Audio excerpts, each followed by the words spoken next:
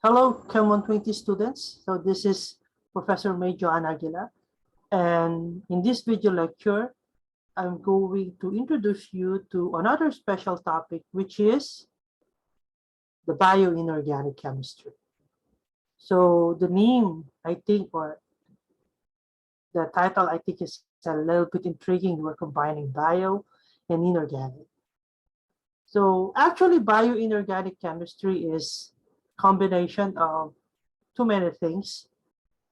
So, of course, it is the classical inorganic chemistry where we have the properties and reactivities of elements that are other than carbon, or including those for carbon, but not the typical ones that we are studying in organic chemistry, such as carbon monoxide, cyanide, and so on. And then binary inorganic chemistry also has the classical organic chemistry, which is the reactivity of carbon in its compound, and as related to this biochemistry. Okay? And it also has the classical biology, which deals on the structure and functions of all forms of life. So it is a combination of all these things. And in fact, it can also be a little bit of microbiology, of physics, of toxicology, pharmacology, and physiology. So biochemistry is the study of inorganic elements in the living systems, including the roles in the structure and function of this living system. So study of biomolecular systems in the point of view of the metal. So this entails discussion on ligand binding, catalysis, signaling, regulation, sensing, defense, and structural support. So you might be wondering what's so special about the metals that in many biological or biomolecular compounds or species, they are actually involved and quite important in both structure and function. So metals can afford specific geometry preference that might be important in the activity or reactivity of these biological systems. So it can dictate the binding strength and binding kinetics, and also the binding preference for the ligands. And there are also some reactivity patterns that are quite unique or can be introduced by the metals, say in its acid-base behavior or redox properties. So these are some of the functions of biological systems that involve metals in it. So it can be in regulatory functions or active transport, such as these ion pump systems. So structural roles such as calcium in our bone structures. Catalytic properties, including redox or electron transfer, such as this hemoglobin system, and coenzymes like vitamin B12, which has cobalt in it, and this zinc finger, which is for gene expression. And also, in here we have the nitrogen cycle, so a biological cycle. So some of the bacteria that are involved in the fixation of nitrogen, actually the active site can be considered as an bioinorganic site. So in this table, some relationship of the metals that are typically found in nature but in trace amount and their biological role. So we have in here including vanadium, chromium, manganese, iron, cobalt, nickel, copper, zinc, and molybdenum. So in fact, I have a collaboration. So I'm involved in the analysis of, so currently my research work involve analysis of chromium in this glucose metabolism together with Professor Arvind Tuanya. So we're hoping to establish or put in some evidences towards this effect or the function of chromium in this glucose metabolism. But in my former research, particularly in my grad studies, I've looked into copper, but not really in electron transport systems, but in oxygen, not really also in oxygen storage or transport, but the reaction of oxygen with um, methane, okay, to promote methanol. So the ways that these metal-containing systems can be analyzed in nature, so we might think it will be a little bit difficult if we have natural substance that would be isolated and then later on characterized. Well, there's some difficulty in it, and there's also some challenges that associated with it. But usually the way to probe these metal-containing systems, it can be in solutions. Okay?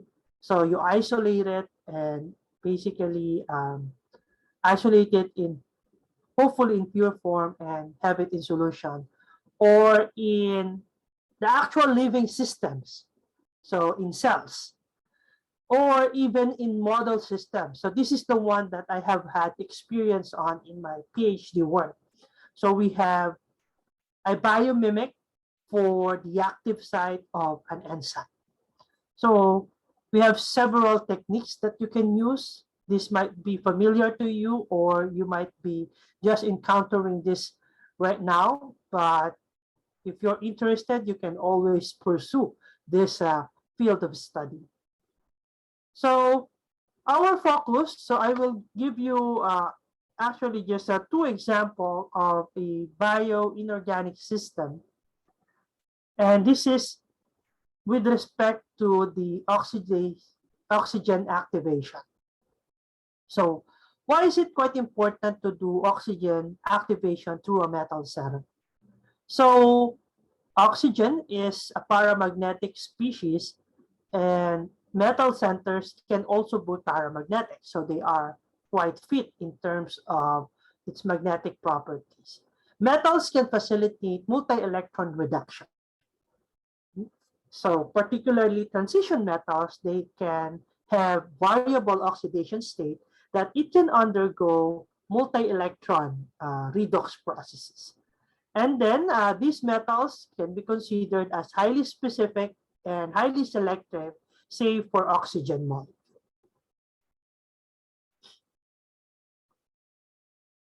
So oxygen activation through metals for natural substances or even in model, they can occur in several binding modes. So as illustrated in here, so this one over here is actually referred to as end-on binding mode. And then we have a side-on binding mode. And these two, well, all the rest are actually involving multi-metal center. This is a bimetallic center, both end-on, so it appears to be bridging between the two metal end-on. This is bridging between the two metal but side-on. These are now a little bit tricky because it's bridging, but one is side-on and end-on. And this would be a 4-metal center wherein you have O2 bridging, and it is these are all side-ons. Okay? So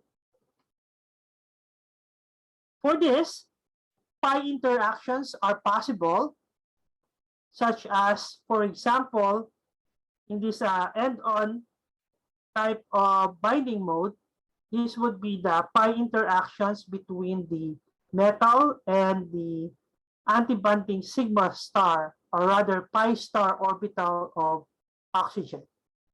And then in this case, this would be the side-on pi interactions using the same antibonding pi star molecular orbital for oxygen. So as an oxygen carrier, there is a need to have an external oxygen carrier because, say, in biological systems or in human, in our blood, because oxygen is in gaseous form, it is not, its concentration in our blood is quite low. So there is not enough concentration that can meet our metabolic demand. And also, nature, the nature of oxygen is it is very reactive. So for an effective oxygen carrier, it must bind oxygen rapidly. At the same time, it must bind oxygen. It must release oxygen rapidly as well. So at the source, it must bind oxygen rapidly so that it will not get lost, and then able to transfer it to where it is needed for metabolic demand and release it accordingly and quite rapidly to meet the metabolic demand. And because of the reactive nature of oxygen, it should not facilitate or it should even prevent the oxidation of the cellular components. And in nature, the metals that are involved for these oxygen carriers are iron and copper. So this is a table showing us the biological oxygen carriers. So hemoglobins, I think we're familiar with this, or we should be familiar with this. Okay, hemocyanins and hemerythrines are actually bimetallic systems.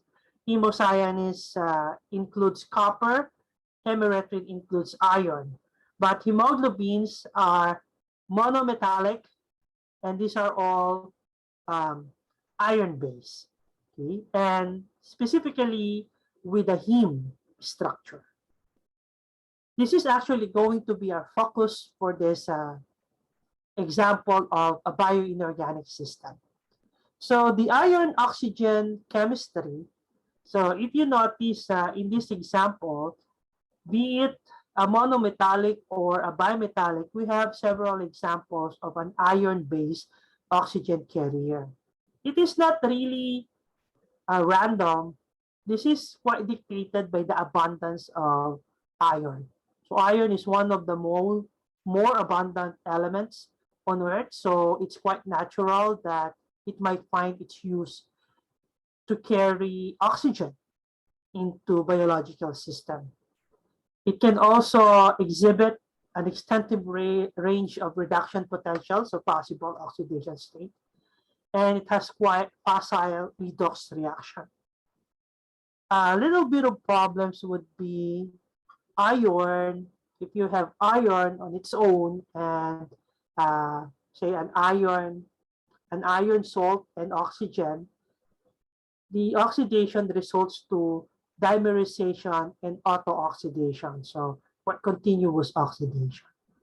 But that is actually surpassed when it is already in biological system, because the nature of the ligands surrounding iron in biological system, they are bulkier, so it can prevent this dimerization and auto-oxidation. So in biological systems, one of the iron-based, actually monometallic iron-based systems that is used as oxygen carrier would be based on the iron heme structure, and these are hemoglobin and myoglobin. So these are first solved using X-ray, so the myoglobin as deoxy form by Kendrew and Watson, and the hemoglobin by Fermi. So the basic structure, they are quite similar. You have iron and the heme. So the heme is actually designated by this porphyrin ring. So this is the porphyrin ring over here. So the porphyrin ring is quite a unique ligand. So it is planar. It has 4 nitrogens that can donate to the metal, and just looking at it, it might dictate a square planar or close to square planar structure around iron. And the difference arises from myoglobin. Both of them are globular soluble proteins. So, but the myoglobin only has one heme group, and hemoglobin has 4 heme groups. So it carries more oxygen, hemoglobin. If it contains 4 iron heme site. So these are structures of myoglobin. So when you Google the structure, what you can do actually is search in the protein database, that's PDB, and you can say protein database structure of myoglobin, and you'll find out maybe several examples depending on where they got it. So what sample. But in this case, the one that I'm showing you has a code referred to as 1MBN. And here you can see the heme structure. And these are the amino acids that surrounds it. This is the hemoglobin, the PDB4HHB. So this is the showing us the 4 heme groups over there and over here. And this is just one of the heme groups. Okay. So they found out in the X-ray structure that actually, although the ligand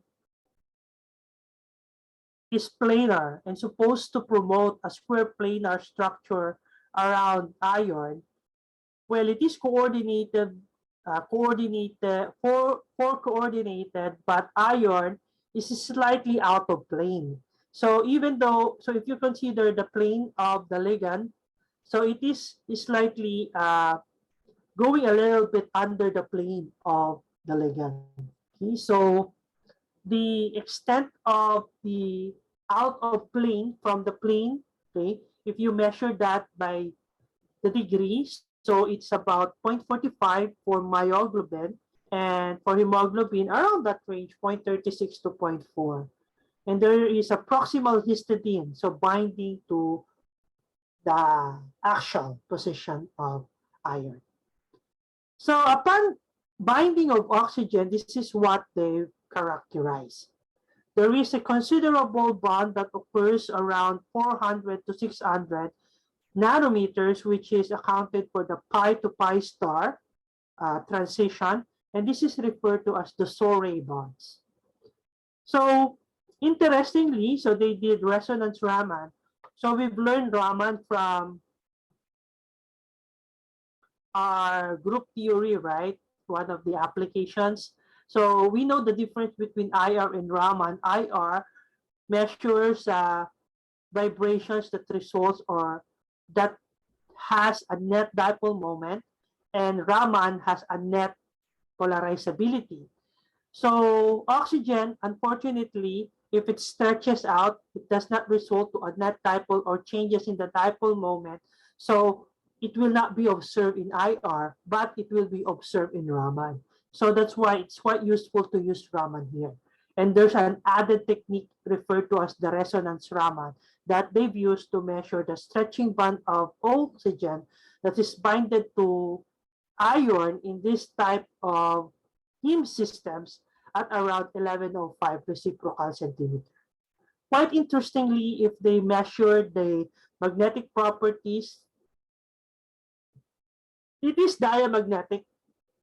So the heme system, heme iron system with oxygen is diamagnetic.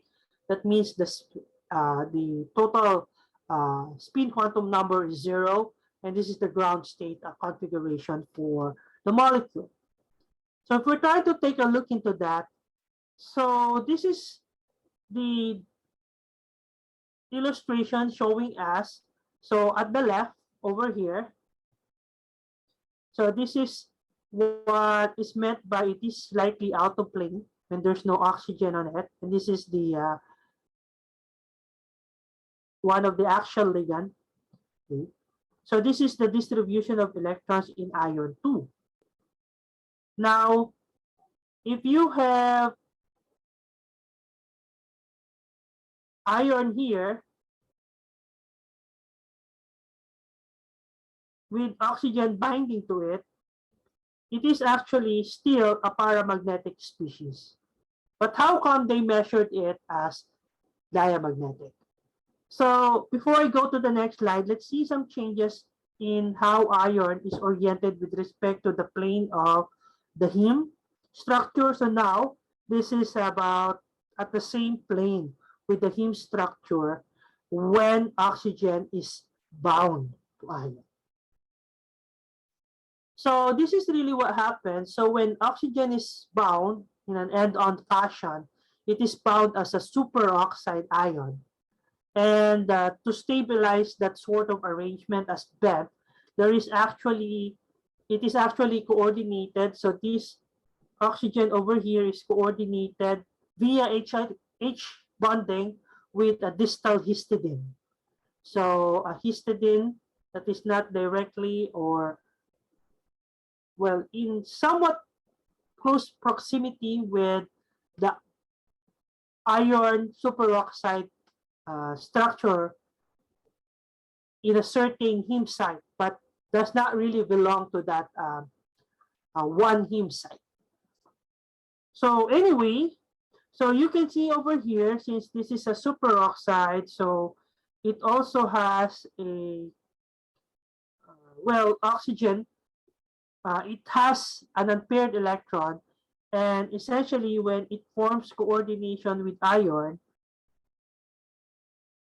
so it forms this field superoxide sp2 hybrid orbital, wherein you have this empty iron dz orbital. So it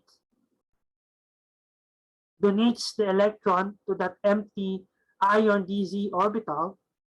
And then there's a half-filled superoxide pi star orbital that interacts with the half-filled iron dxz orbital. So in here, it is similar to a sigma type of donation from the sp2 hybrid orbital to the empty dz squared orbital. This is similar to a pi acceptance, but unlike the other pi acceptance that you might know of, wherein the electrons from the metal is transferred to the empty orbital of the ligand, here it's somewhat 50-50. So electrons from the ligand and electrons from the metal, they combine, though both of them are somewhat both pi accepting and donating. But this tell us why it is diamagnetic. So even though iron is half-filled, this pi acceptance over here, or this additional pi interaction, give rise to pairing of electron that comes from both metal and ligand, one from each. So you'll have a paired set of electron now. So this is diamagnetic. So just to show us a little bit more about how binding of, or how does binding of oxygen hemoglobin works. So it's easy to think of in myoglobin that because that is just one center. So in oxygen, what happened really is it is more of a cooperative binding of oxygen. So you have, so first off, so you have this. So this is a vacant distal coordination site, which will become available for oxygen to bind. So once that it is bound over here, so this is now converted to the R state of the protein. So this is also somewhat signals the other heme group that it can accept oxygen next. And this stabilization, as I mentioned, for this oxygen that is bound to iron is promoted by this hydrogen binding to the distal histidine. Okay? So there's an extra stabilization brought by the hydrogen bond. So that's why this is a cooperative binding of oxygen. So that is actually the example that I want to give for this bioinorganic species. So if you're more interested about this, so you can just always contact me and we can discuss further some more examples. So that's it for our special topic on bioinorganic chemistry. And I'll see you again soon. So thank you very much.